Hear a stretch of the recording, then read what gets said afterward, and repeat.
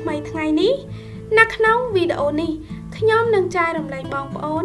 ពីវិធីធ្វើស្ក្រាប់ស្លឹកស្ដៅនិងកាហ្វេដែលធ្វើឲ្យស្បែករបស់បងប្អូនសភ្លឺថ្លាភ្លាម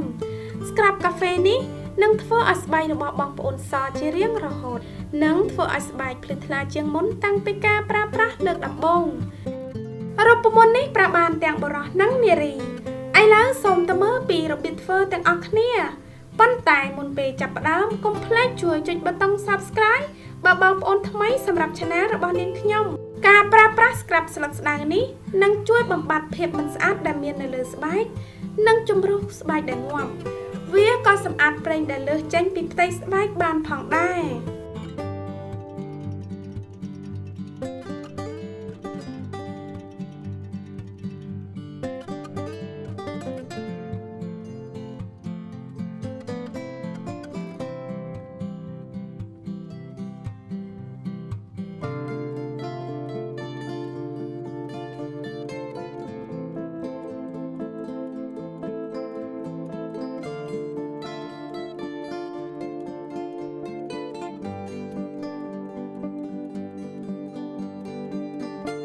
បន្ទាប់មកដាក់កាហ្វេ2ស្លាបព្រាបាយប្រើកាហ្វេដោយផ្ទាល់ទៅលើស្បែករបស់បងប្អូនអាចជួយកាត់បន្ថយការលេចចេញនូវស្នាមអុចក្រហមដោយសារកម្ដៅព្រះអាទិត្យ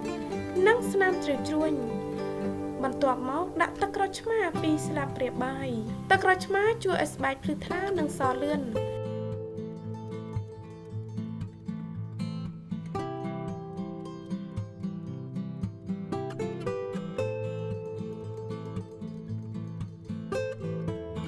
ចុងក្រោយបងប្អូនត្រូវដាក់ស្ករស2ទៅ3ស្លាបព្រាបាយស្ករជួយជំរុះកោសិកាស្បែកដែលងាប់និងធ្វើឲ្យស្បែកទន់រលោងកោច្របល់គ្រឿងផ្សំទាំងអស់ឲ្យបានសព្វល្អ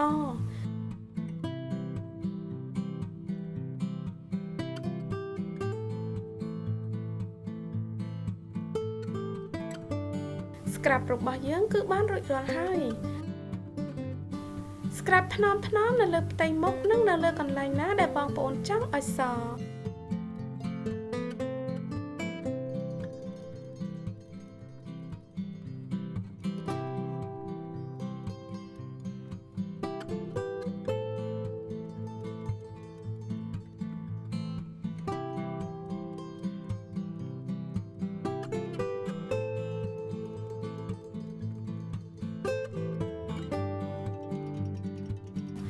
បន្ទាប់ពីខាត់រួចរាល់ហើយសូមទុកនៅលើស្បែករយៈពេល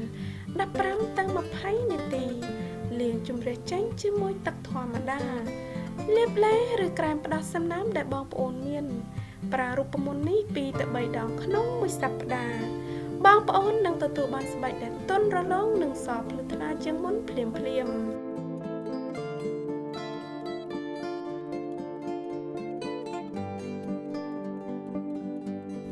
សូមឲ្យវីដេអូនេះមានអត្ថប្រយោជន៍សម្រាប់បងប្អូនសូមចុចលើផ្ទាំងវីដេអូខាងលើដើម្បីមើលរូបមន្តនិងគន្លឹះបន្ថែមទៀតសូមអរគុណសម្រាប់ការទស្សនាខ្ញុំនឹងជួបបងប្អូននៅវីដេអូបន្ទាប់ទៀតបាយបាយ